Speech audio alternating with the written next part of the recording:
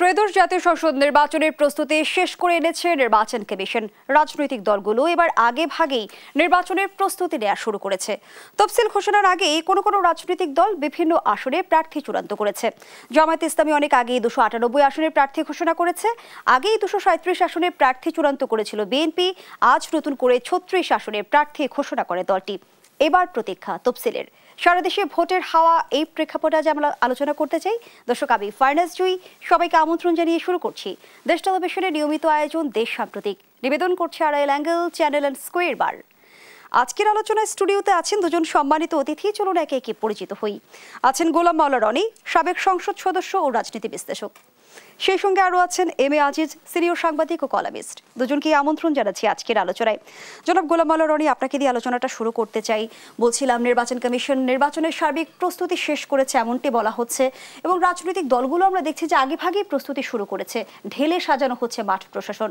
গতকালও প্রধান উপদেষ্টা পুনর্ব্যক্ত করেছে ফেব্রুয়ারিতে অবাধ, সুষ্ঠু এবং উৎসবমুখর নির্বাচন হবে। এ নির্বাচন জাতির কাছে একটা ইতিহাস হয়ে থাকবে। সবকিছু মিলিয়ে কি বলা যায় যে আমরা নির্বাচনের পথে এগুচ্ছি?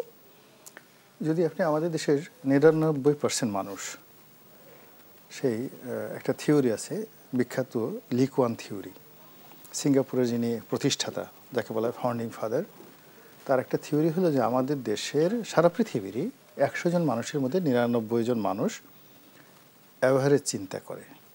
তাদের জন্ম হয় জাস্ট লাইক পটেটো, মানে তরকারির মতো।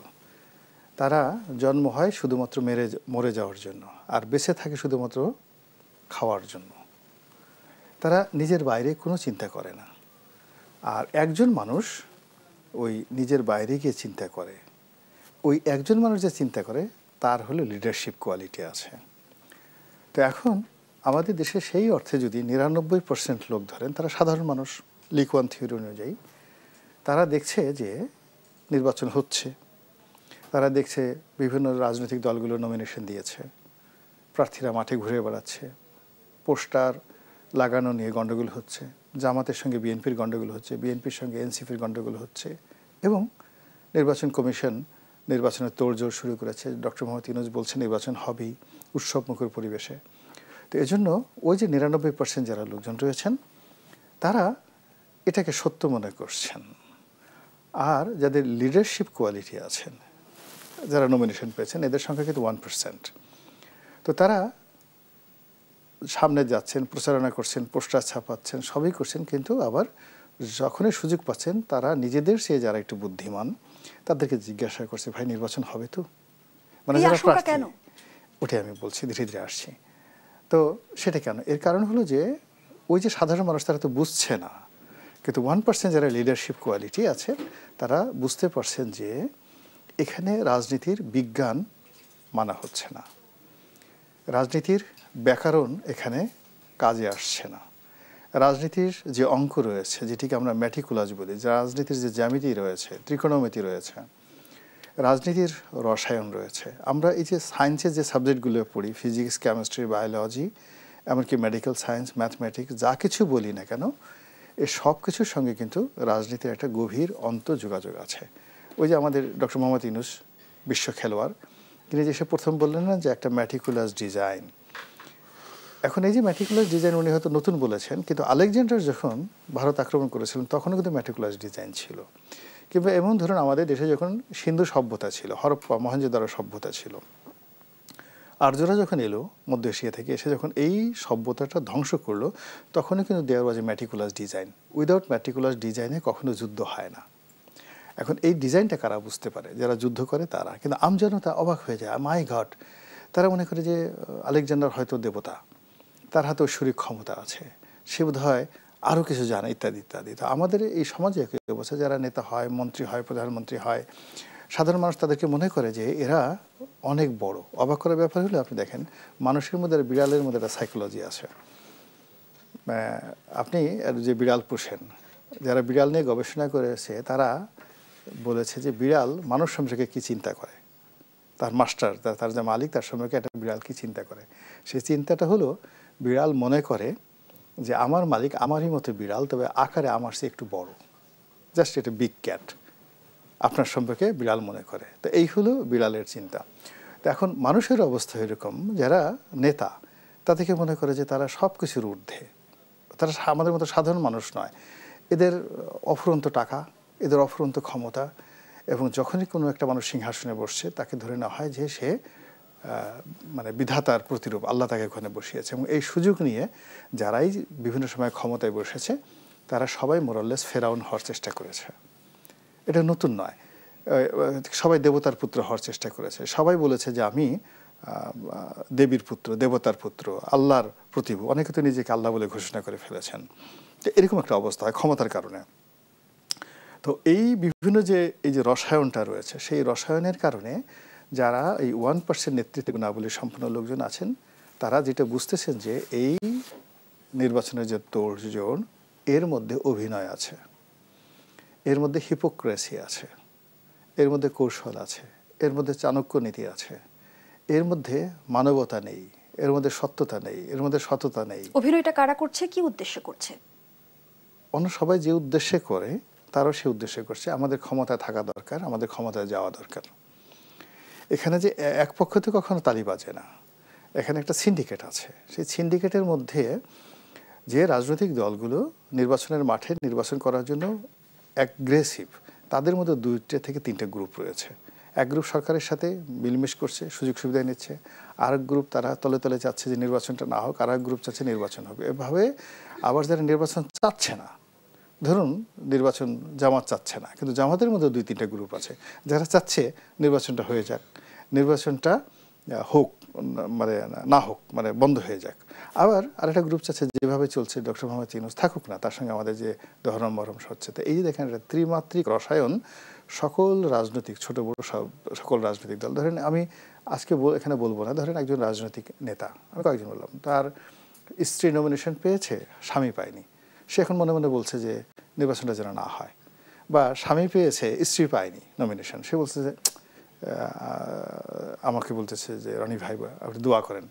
আরেকজন এই যেমন এবার এই যে 36 জনের মধ্যে একজন নমিনেশন পেয়েছে, তো নমিনেশন পেয়েছে, কিন্তু এর নমিনেশন পাওয়ার সপ্তাহখানেক আগে তার সঙ্গে আমার কথা হলো, আমাকে বললো যে রনি ভাই নির্বাচন কি হবে? আমি বললাম যে সম্ভবত হবে না। সে বললো আলহামদুলিল্লাহ। কিন্তু আজকে আপনার জিজ্ঞাসা করেন, সে বলবে নির্বাচন অবশ্যই হতে হবে, বিকজ তার স্বার্থ। জনাব গোলাম মাওলা রনি, আপনার মাঝেও সেই শঙ্কাটাই রয়ে গেছে যে সম্ভবত হবে না? আমার কাছে সে সম্ভবতর জন্য না, আমি প্রথম দিন থেকে যেটা বলে আসছি, আমাদের এই দেশে যে নির্বাচনগুলো সুন্দরভাবে হয়েছে, সুন্দরভাবে নির্বাচন হয়েছে এবং অংশগ্রহণমূলক নির্বাচন হয়েছে, এবং যে নির্বাচন উৎসাহ উদ্দীপন, এমনকি ধরেন ৭৯ পার্লামেন্ট নির্বাচন, ৭৩ নির্বাচন, ৯১ নির্বাচন, যে নির্বাচনগুলো খুব অংশগ্রহণ করেছে, তো ওঠার ফলে নির্বাচনের একটা চরিত্র তৈরি হয়ে গেছে বাংলাদেশে, যে এটা হলো নির্বাচনের ক্যারেক্টারিস্টিক্স। সেই নির্বাচনের একটা এলিমেন্ট এখন পর্যন্ত গত 14 মাসে তৈরি হয়নি। ফলে আপনি যদি নির্বাচনের যে বিজ্ঞান ধরেন, তো আপনি বিয়ে হবে কিভাবে যে লোকের জন্ম হয়নি? আপনি একটা মেয়ের জন্য বিয়ে রাজি করেছেন, কিন্তু মেয়ে পৃথিবীতে আসেনি, তাই আপনাকে লোকজন কি বলবে?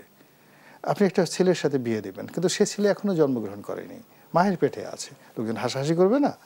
তো এরকম অবস্থা, আপনি একটা নির্বাচন দেবেন, কিন্তু নির্বাচনের জন্য এরকম হয়তো পাত্র দরকার, পাত্রী দরকার, তো এরকম তো 10টা এলিমেন্ট দরকার।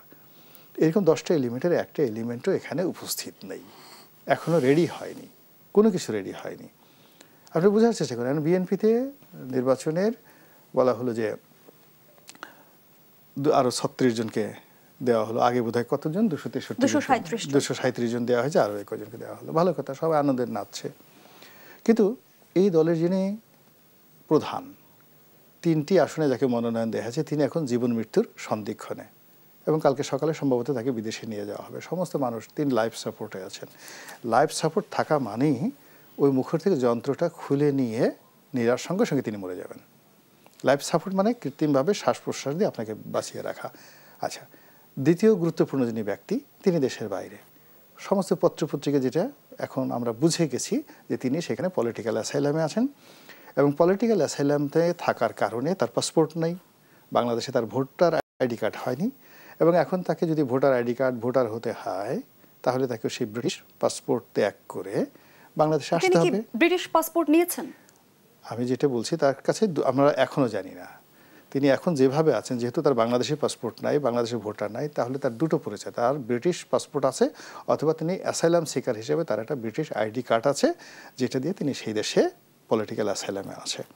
তো এই দুটো জিনিস তো ত্যাগ করে তাকে আগে ভোটার হতে হবে। তাহলে একটা দলের যদি তারেক রহমান সাহেব এখন যে অবস্থা আছেন, he is not qualified two B the prime minister at this moment. Khaleda যেহেতু প্রাইম মিনিস্টার, এখন যে অবস্থায় কোনো মানুষ বলবে না খালেদা যে প্রাইম মিনিস্টার, তাহলে প্রাইম মিনিস্টার কী হবে? আজকে যদি বলা হয় প্রাইম মিনিস্টার হবেন সালাউদ্দিন সাহেব, দেখবেন যে বিএনপির মধ্যে মানে মারামারি শুরু হয়ে গেছে। বললেন যে না, সালাউদ্দিন সাহেব না, হবেন রুহুল কবির রিজভী, এই দুজনের পরিবর্তে। আর যদি বলেন যে না, এখন হবেন আব্দুল আল মিন্টু অথবা মির্জা ফখরুল সাহেব বা মির্জা আব্বাস বা গয়েশ্বর বাবু, দেখেন যে কী মারামারি কাটাকাটি শুরু হয়ে যায়। তো এর উপরে যে দুটো কনফার্ম আছে, সে দুটোর অস্তিত্ব নেই। বেগম খালেদা জিয়া যে এত অসুস্থ যে আপনি কেউ বিশ্বাস করবে না তাকে এখন প্রধানমন্ত্রী করা সম্ভব। অথচ নির্বাচন 15 দিন, যদি 11 থেকে শিডিউল ঘোষণা করে আর 5-6 দিন পরে খালেদা জিয়ার অসুস্থতা এবং তারেক রহমানের বিদেশে অবস্থান করা বিএনপির রাজনীতিকে কতটা ক্ষতিগ্রস্ত করেছে, সেই প্রশ্নটি আমি আপনার কাছে রেখে যাচ্ছি। পরবর্তী অংশে আবার ফিরছি। ধন্যবাদ জানাচ্ছি। এ পর্যায়ে জনাব এম এ আজিজ, নির্বাচন কমিশন থেকে বলা হচ্ছে 7 থেকে 12 ডিসেম্বরের মধ্যে তফসিল ঘোষণা করা হবে।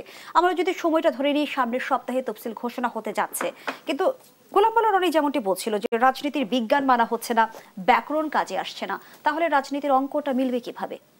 দেখেন, আজকে ইলেকশন কমিশনে বিএনপির একটা টিম দেখা করেছে। বেরিয়ে বিএনপি স্ট্যান্ডিং কমিটির সদস্য নজরুল ইসলাম খান বলেছেন অনিবার্য কারণ ছাড়া নির্বাচন পেছানো বিএনপি মেনে নেবে না। তার মানে ডক্টর মোহাম্মদ ইউনূস অনিবার্য কারণ দেখাইলেই তো নির্বাচন পেছানো যাবে, ব্যাপারটা তো তাই দাঁড়ালো।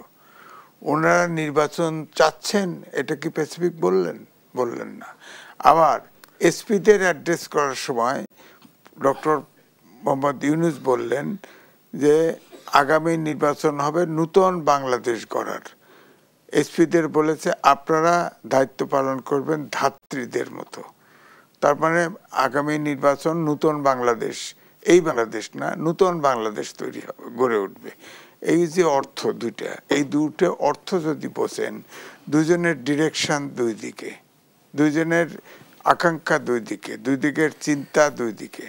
এদিকে রনি ভাই যেগুলো বলল, আপনি বলেন প্রশাসন ঠিক আছে, আইনশৃঙ্খলা বাহিনী ঠিক আছে, অভ্যুত্থানের শক্তি যারা নির্বাচন করবে তাদের মধ্যে ঐক্য আছে? নাই। সরকার এত দুর্বল যে 2টা ছাত্র উপদেষ্টা বেরিয়ে যাবে, এবং আসিফ মাহমুদ বলেছিল এই সরকারের মধ্যে থেকেও অনেকেই নির্বাচন করবে। তাহলে এই সরকার তো থাকছে না। আসিফ মাহমুদ ভূঁইয়ার কথা, তিনি উপদেষ্টা, তার কথা যদি সত্য হয় তাহলে তো এই সরকার থাকছে না। অর্থাৎ অনেকেই নির্বাচনে আসছে। ধরেন 2 জন ছাত্র উপদেষ্টা আছে, এর বাইরে যদি আর 3-4 জন আসে তাহলে তো সরকার ভেঙে যাচ্ছে। তাহলে তো সরকার নতুন করে রিকাস্ট করতে হবে। তার মানে সরকার তো অগোছাল হয়ে যাচ্ছে, আপনি খেয়াল করে দেখেন।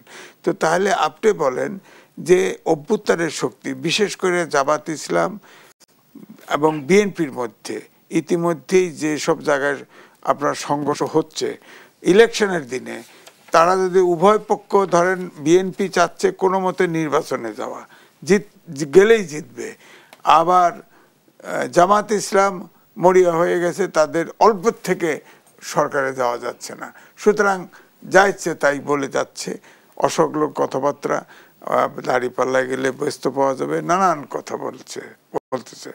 তো সুতরাং ধরেন নির্বাচনে এরকম 2 জন আনসার দিলেন, 2 জন পুলিশ দিলেন, সেনাবাহিনী তো স্ট্রাইকিং ফোর্স হিসাবে থানায় অথবা ডিস্ট্রিক্টে হেডকোয়ার্টারে থাকবে। এখন ওইখানে হয়তো একটা সেন্টারে 4,500 সেন্টার হবে, খেয়াল করেন।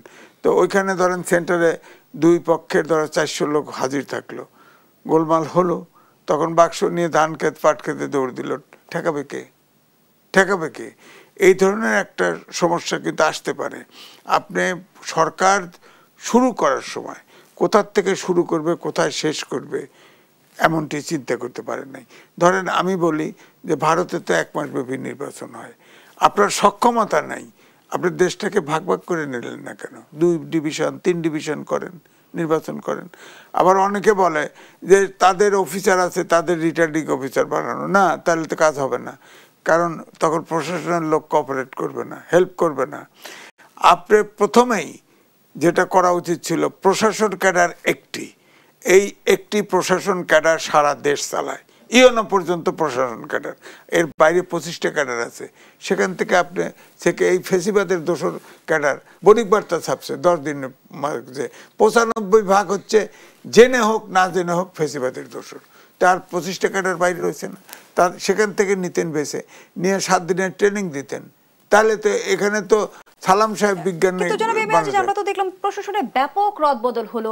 আমরা দেখেছি যে একসঙ্গে 826 জন বিচারককে বদলি করা হয়েছে এবং লটারির মাধ্যমে 64টি জেলায় এসপি পদায়ন করা হলো।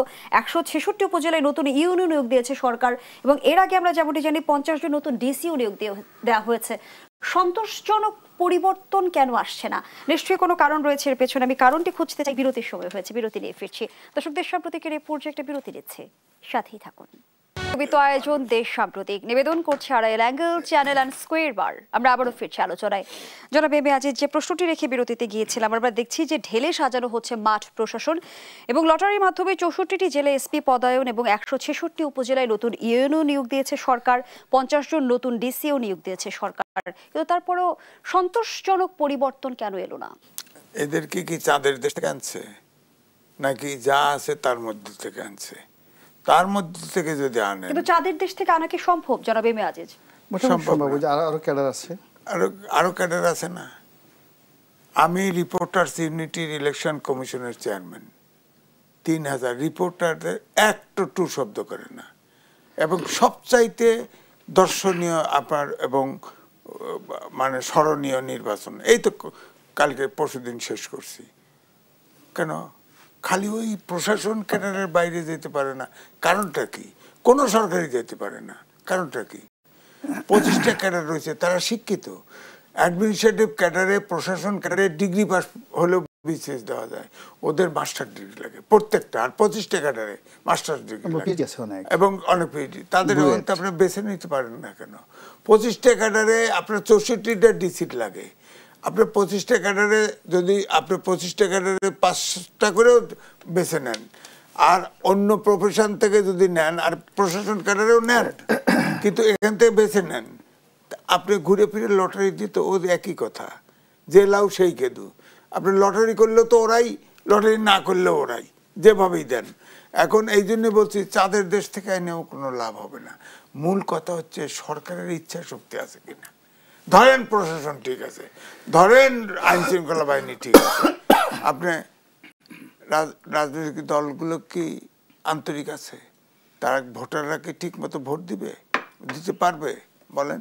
রাজনৈতিক দলের ভিতরে মল্লযুদ্ধ শুরু হয়ে গেছে না, খুনোখুনি শুরু হয়ে গেছে না, অস্ত্র নিয়ে হানাহানি শুরু হয়ে গেছে না। ধরেন আমি গভর্নমেন্ট সাইড বাদ দিলাম, তারা আন্তরিক নির্বাচন দিবে, প্রশাসন ঠিক নেই। আবার দেখেন অর্থাৎ অভ্যুত্থানে যারা নির্বাচনে করবে এরা হলো মূল 1 নম্বর স্টেক হোল্ডার, এদের মধ্যে তো ঐক্যমত্য নেই, তাদের ভিতরে হানাহানি শুরু হয়ে গেছে। তো নির্বাচনটা হবেন কিভাবে? এখন তাদেরকে নির্বাচনটা ঘাড়ে ধরে করাতে হলে প্রশাসন লাগবে, আইন শৃঙ্খলা বাহিনী লাগবে, সেটা তো ওই নাই। দ্বিতীয়ত সরকার, আপনি বলেন সরকারের যে এজেন্ডা, আপনি নির্বাচন হবে কি হবে না প্রশ্ন করেছেন। আমেরিকায় যখন এক্সপোর্টে, বাংলাদেশের এক্সপোর্টের উপরে কর বসায়, ওরা নেগোশিয়েট করতে গেছে না আমেরিকায়, যাওয়ার পরে নেগোশিয়েট করছে, কিন্তু সাথে কিন্তু আনডিসক্লোজ এগ্রিমেন্ট করছে। অন্তর্বর্তীকালীন সরকার তারা গোপন চুক্তি করেছে। এই চুক্তিতে কে আছে, কি আছে জানেন? আপনি জানেন না। ইতিমধ্যে 2টা পোর্ট দিয়ে দিছে, 2টা পোর্ট আমেরিকান কোম্পানিরে দিয়ে দিছে। আবার মানবিক করিডোরের কথা আলোচনা হচ্ছিল না, প্রোটেস্ট হচ্ছিল। মানবিক করিডোর যদি চুক্তিতে থেকে থাকে, 80টা দেশে সামরিক ঘাঁটি আছে আমেরিকার, এই সাবকন্টিনেন্টে নাই। আমাদের ভূখণ্ড হচ্ছে সবচেয়ে উপযোগী। যদি একটা ওই এগ্রিমেন্ট করে থাকে, কি করবেন? তাহলে ওইগুলো সমাপ্ত না হওয়া তো এই সরকার তো ক্ষমতা ছাড়বে না। কারণ ইউনূস সাহেব তো নিজের সব বিদেশ থেকে এক্সপার্ট হয়ে আইছে। এটা তো আমি বলি, অনেকে বলে অন্তর্বর্তীকালীন সরকার, আমি বলি ফরেনারের নেতৃত্বে, বিদেশিদের নেতৃত্বে অন্তর্বর্তীকালীন সরকার। ধন্যবাদ জানাচ্ছি জনাব এম এ আজিজ। জনাব গোলাম আল রনি, যে বিষয়টি জনাব এম এ আজিজ তুলে ধরেছে, চুক্তির সাথে সরকারের ক্ষমতা দীর্ঘায়িত হওয়ার কোনো সম্পর্ক আছে কি? যদি আপনি মার্কিন ডিপ স্টেট পলিসি ধরেন, আমরা জানি না এটা সত্য না মিথ্যা, বা আমেরিকার সঙ্গে ডক্টর ইউনূসের আদৌ কোনো সম্পর্ক আছে কি না, বা এখন যারা আছেন তাদের সঙ্গে ডিপ স্টেটের বা আন্তর্জাতিক কোনো চক্রের আদৌ কোনো সম্পর্ক নেই ধরে নিলাম, কিন্তু যদি থাকে ইন কেস, তাহলে সেখানে কী ধরনের ভয়াবহ ঘটনা ঘটতে পারে, যেটা আজিজ ভাই বলেছেন। প্রথমত হলো যে আমেরিকার মতো রাষ্ট্র কোনো একটা দেশে তাদের এজেন্ট নিয়োগ করার জন্য তারা দীর্ঘদিন ধরে তাদেরকে লালন পালন করে এবং তাদেরকে সমাজে প্রস্ফুটিত করার জন্য যত নার্সারিং দরকার, সার দরকার দেয়। যেমন ধরুন এখন তারা আক্রমণ করবে ভেনেজুয়েলা, তো ভেনেজুয়েলার হুগো শ্যাভেজের পরে এখন যিনি আছেন তার সঙ্গে পেরে উঠছে না, কিন্তু ওখানে কাউন্টার আক্রমণ করার পরে একটা বিকল্প সরকার গঠন করার জন্য ওখানে কিন্তু তার একটা দালাল তাবেদার তৈরি করেছে এবং এই বছর তাকে শান্তিতে নোবেল পুরস্কার দিয়েছে। আবার দেখেন পাকিস্তানে একজন মালালা ইউসুফজাইকে তারা তৈরি করেছে। আবার দেখেন মায়ানমারে তারা একজন অং সান সুচিকে এই নোবেল পুরস্কার দিয়ে তৈরি করে রেখেছে। তো এইরকম মানে ওদের যে ডিপ স্টেট পলিসি থাকে। তো এখন ধরুন আপনাকে আজকের এই জুই থেকে দেখা গেল যে আপনাকে কোনো একটা সময় বাংলাদেশের পররাষ্ট্রমন্ত্রী বানানো হলো, আপনাকে আন্তর্জাতিকভাবে you are the man of the, মানে সারা পৃথিবীর প্রভাবশালী 100 জন নারীর মধ্যে আপনার নাম চলে আসলো এবং আমেরিকার যাকে বলা হয় আপনার পিছনে $1 মিলিয়ন ব্যয় করলো যখন আপনার বয়স হলো 50 বা 60 বছর, তখন সত্যিকার অর্থেই আপনাকে দেখা গেল দেশের প্রধানমন্ত্রী বানানো হয়ে গেল, আমেরিকা করলো। এবং এই কাজটা করার জন্য তারা হয়তো 20 বছর 30 বছর আপনার পেছনে বিনিয়োগ করেছে, তখন আপনাকে বসিয়েছে। 30 বছর বিনিয়োগের পরে আপনার কি মনে হয় তাদের স্বার্থ না উদ্ধার করে আপনি সেই পথ থেকে যেতে পারবেন? নিশ্চয়ই ভূ রাজনীতিতে চ্যারিটি বলতে কিছু নেই, না, কোনো চ্যারিটি নেই। ফলে এখানে যদি ডিপ স্টেটে, যদি আমি আবার বলছি, যদি ডিপ স্টেটের পলিসি অনুযায়ী তারা এখানে এসে থাকে, তাহলে কতগুলো প্রিকন্ডিশন আছে যে এই শর্তের ভিত্তিতে আমি তোমাকে বসালাম, তোমাকে যদি বাঁচতে হয় এই শর্ত পূর্ণ করে বাঁচতে হবে, মরতে হলেও আমরা দেখব এই শর্ত পূর্ণ না করে তুমি মরতে পারবে না। এটা হলো ডিপ স্টেটের নিয়ম। নিশ্চয়ই আপনি অবগত আছেন, IRI পরিচালিত এক জরিপের ভিত্তিতে জানিয়েছেন প্রধান উপদেষ্টা ডক্টর মোহাম্মদ ইউনূস এবং অন্তর্বর্তী সরকারের প্রতি বাংলাদেশের ব্যাপক আস্থা প্রকাশ পেয়েছে জরিপে। আমি সেই জরিপ নিয়ে আপনার মূল্যায়ন জানতে চাই। আবারও বিরতির সময় হয়েছে, বিরতি নিয়ে ফিরছি। দর্শকদের সাম্প্রতিকের এই পর্যায়ে আবারও বিরতি নিচ্ছে, সাথেই থাকুন। আবারও আমন্ত্রণ, আপনারা দেখছেন দেশ সাম্প্রতিক। আমরা আবারও ফিরছি আলোচনায়। জনাব গোলাম বারো রনি, IRI পরিচালিত এক জরিপ উঠে এসেছে। 69% মানুষ বলেছেন যে ডক্টর ইউনূস ভালো কাজ করছেন এবং 70% জানিয়েছেন যে তার অন্তর্বর্তী সরকারের কর্মকাণ্ডে তারা সন্তুষ্ট। সবকিছু মিলিয়ে আপনার পর্যবেক্ষণ জানতে চাই জরিপকে কেন্দ্র করে। প্রথমত এই ধরনের জরিপ সবসময় উদ্দেশ্য প্রণোদিত, বিশেষ করে আমাদের দেশে এগুলো কখনো করানো হয় টাকা দিয়ে, মানে আপনার পক্ষে রিপোর্ট নেওয়ার জন্য আপনি যখন খুব হীনমন্যতায় ভুগেন টাকা দিয়ে এই ধরনের রিপোর্ট করানো হয়। আবার কখনো দেখা যাচ্ছে যে আপনাকে বেকুব বানানোর জন্যে আপনার যারা প্রতিপক্ষ তারা যাকে বলা হয় এই রিপোর্টগুলো করাচ্ছে। তো এগুলো কেন করানো হয়? মূল ব্যাপারটা হলো যে আপনাকে গিয়ার আপ রাখার জন্য। মানুষ সবচেয়ে বড় ভুল করে দুটো সময়টাতে, যখন মানুষ খুব হতাশার মধ্যে থাকে, ভীত সন্ত্রস্ত থাকে, সিদ্ধান্ত নিতে পারে না, আর মানুষ যখন খুব আনন্দে উদ্বেলিত থাকে তখন মানুষ সবচেয়ে বড় ভুলগুলো করে। তো এখন ডক্টর মোহাম্মদ ইউনূস উনি যে পর্যায়ে আছেন, এখন তার ক্ষমতার একেবারে শেষ সময়টি। তো সেই অর্থে যদি ধরেন নির্বাচনের তফসিল যদি ঘোষণা হয়ে যায় 11 তারিখে, তাহলে আমাদের সেই সরকারের হাতে কার্যত সময় আছে কয়েকদিন, 4-5 দিন, 6-7 দিন।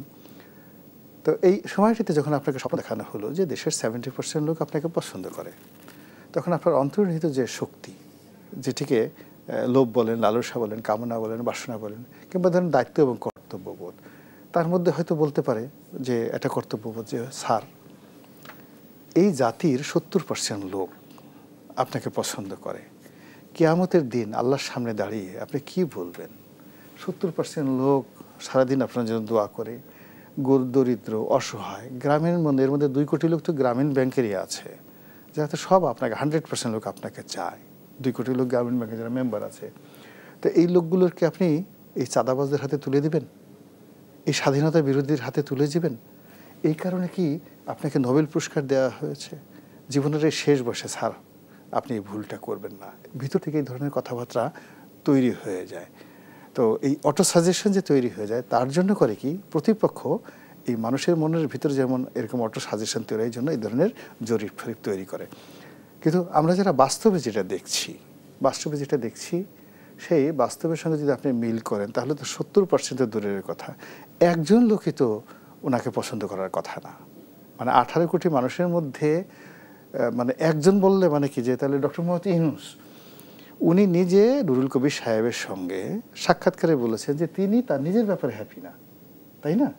তাহলে তিনি তার নিজের ব্যাপারে হ্যাপি না, তাকে জিজ্ঞাসা করছে নিজের ব্যাপারে হ্যাপি না, তাহলে জিজ্ঞেস করছে আপনার বন্ধুরা কি আপনাকে বিশ্বাস করে? না, কেউ আমাকে বিশ্বাস করে না। উনি তো নিজে বলেছেন কেন বিশ্বাস করে না, বলছে এর আগে আমি তাদেরকে একবার ডেকেছিলাম, ডেকে থাকার পর তারা সবাই এসেছিল, এরপর মাঝপথে তাদেরকে ফেলে আমি যে চলে গেছি, তো চলে যাওয়ার পরে তারা বলছে তুমি আবার এই কাজ করতে পারো, ফলে তোমার সাথে আমি আবার এই যে নতুন কোনো একটা অনুষ্ঠানে আবার আসবো, এই বুড়ো বয়সে, তোমারও বয়স হয়ে গেছে, আমার বন্ধু তারাও বলতেছে আমরাও বুড়ো হয়ে গেছি, এই শেষ বয়সে তুমি যদি আমাদের মাঝপথে ফেলে আবার দৌড়ে চলে যাও, এই জন্য তারা কেউ আসে না। এই কথা তো উনি নিজে বলেছেন। তাহলে যদি 18 কোটি মানুষের মধ্যে একজন লোক ধরি, তিনি ডক্টর মোহাম্মদ ইউনূস তার নিজের সম্পর্কে তিনি জনাব এম এ আজিজ, একই জরিপ উঠে এসেছে 53% মানুষ জামায়াতের কার্যক্রম পছন্দ করছে, 51% বিএনপির কার্যক্রম পছন্দ করছে, অর্থাৎ পছন্দে এগিয়ে জামায়াত। আবার ভোটের দিক দিয়ে এগিয়ে বিএনপি, 30% মানুষ বিএনপিকে ভোট দিতে চায় এবং 26% মানুষ জামায়াতকে ভোট দিতে চায়। আপনার মূল্যায়ন জানতে চাই জরিপটি নিয়ে। আই জি, এটা কিন্তু রিপাবলিকান, আমেরিকান রিপাবলিকানের এটা অর্গানাইজেশন, মার্কিন ফেডারেল সরকারের অর্থায়নে পরিচালিত।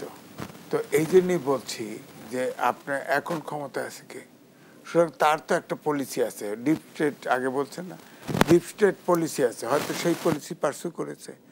এখন ধরেন বিএনপি 111 সহ 17 বছর আপনার মামলা হামলা এত কিছু করছে, গুম খুন অনেক কিছু করছে, কিন্তু বিএনপির কিন্তু কোনো কর্মী কিন্তু পরিবর্তন হয় নাই, অর্থাৎ দল বদল করে নাই। এখন নির্বাচন আসবে, বিএনপি প্রায় সব জায়গায়, সাতক্ষীরা অমক জমক এরকম হাতে গোনা কয়েক জায়গায় ছাড়া সব জায়গায় বিএনপি বড়। তো বিএনপির ভোট কিন্তু বিএনপির বাক্সেই পড়বে, হয়তো জামাতের ভোট কিছু বাড়ছে। হ্যাঁ, এখন তো আবার বেরসিক ইলেকশন বলছে ভোটের ব্যবধান মাত্র 4%, আসলেই কি তাই? হিসেবে তো তা বলে না। আমি বলতেছি, যদি আমি বলি বেরসিক ইয়া করছে না ওই ইলেকশন কমিশন, আরপিও করছে না, যে জরিপ জোট করলেও যার যার প্রতীকে নির্বাচন করবে। এখন দেখবেন অনেক রাজনৈতিক দল কিন্তু এবার মারা যাবে, আপনি দেখবেন তাদের কারো জামানত থাকবে না, পাশ করবে না কেউ, ওই 111 ওই আমির নির্বাচনের মতো কারো জরিপ থাকবে, জামানত থাকবে না, দেখবেন আপনি। তো এখন প্রশ্ন হচ্ছে যে ধরেন বিএনপি একবার নিরপেক্ষ নির্বাচন করেছিল, একটা সিট পেয়েছিল, আর একবার করেছিল 3টা সিট পেয়েছিল, এবার 10টা 15টা 20টা এর বেশি পাওয়ার কথা না। এখন ধরেন তাদের জোটের যদি আসে, ধরেন ইসলামিক ঐক্য জোট, তাদের কিন্তু অনেক জায়গায় ভোট আছে। এখন আপনি দেখেন জামাতের কিন্তু দাবি ইউনূস সরকার মেনেছে, কারণ নিম্নকক্ষে পিআর সিস্টেম চেয়েছে, সেটা কিন্তু মেনেছে, অর্থাৎ পিআর সিস্টেম চালু হয়েছে। উচ্চ কক্ষে পিআর সিস্টেম চালু হয় না, নিচু কক্ষেই হয়েছে। অর্থাৎ আগে ছিল নিচু কক্ষে, এখন হয়েছে যে নিচু কক্ষে যত অনুপাতে ভোট পাবে সেই অনুযায়ী উচ্চ কক্ষে প্রতিনিধি যাবে। তাহলে নিচের কক্ষে পিআর সিস্টেম হলো না, হলো তো। সুতরাং তাদের দাবি তো মেনে ফেলছে, এখন তারপরেও তারা আন্দোলনের মাঠে আছে। উচ্চ কক্ষে সবাই চাইছিল, হ্যাঁ, কিন্তু ডক্টর মোহাম্মদ ইউনূস এটা করছে কি, মাঝামাঝি যা নিচু কক্ষে দিয়ে দিছে। উচ্চ কক্ষ তো সবাই চাই, এখানে পিআর সিস্টেমে যাবে। কিন্তু নিম্নকক্ষে তো আসলে ভোটের আনুপাতিক হারে আসন বণ্টন হচ্ছে না, ভোটের আনুপাতিক হারেই হচ্ছে, সেটা তো উচ্চ কক্ষে হবে। উচ্চ কক্ষে হচ্ছে, উচ্চ কক্ষে হচ্ছে, কিন্তু নিম্নকক্ষে তো আসন বণ্টনটা সেভাবে হচ্ছে না। না, সেটা না হোক, কিন্তু যদি উচ্চ কক্ষটা কেমন করা হতো যে নিম্ন কক্ষ আলাদা ভোট হবে আর উচ্চ কক্ষে পিআর হবে, কিন্তু আলাদা ভোট হবে, তাহলে তো সিদ্ধান্ত নেওয়া যাচ্ছে একসাথে হচ্ছে, ফলে তো ভোটটাতে একসাথে হচ্ছে, ফান্ডামেন্টাল হিসেবে ধরছে, তো ওটা ধরছে হলো ওইটা। তো সুতরাং এই জন্যই আমি বলছি, তারপরেও তারা আন্দোলনে আছে। আপনি যে আগে বলছিলেন যে নির্বাচন কি নিরপেক্ষ হবে কিনা বা নির্বাচন হবে কিনা, তো এখন তো দেখা যায় যে তারা তো ওই ইসলামিক আন্দোলন সহ ছোট ছোট 8 দল আছে না, 8 দলের ওরা তো ধরেন তেমন সিট টিট পাবে না, অল্প ভোট পাবে। তার মানে কিছু কিছু চ্যালেঞ্জ রয়েই গেছে এমনটি মনে করছেন আপনি। অসংখ্য ধন্যবাদ জানাচ্ছি জনাব এমএ আজিজ, ধন্যবাদ জানাচ্ছি জনাব গোলাম আওয়াল রনি। নিশ্চয়ই ইলেকশন হবে না, এই বিষয়টি আসলে বিস্তারিত আলোচনার দাবি রাখে। নিশ্চয়ই পরবর্তী কোনো আলোচনায় আমি নিশ্চয়ই এই বিষয়টি নিয়ে আপনার সাথে আলোচনা করব। আজকের মতো ধন্যবাদ জানাচ্ছি দুজনকে। দর্শক, এখানেই শেষ করছি দেশপ্রতীকের আজকের আয়োজন। ধন্যবাদ এতক্ষণ আমাদের সাথে থাকার জন্য।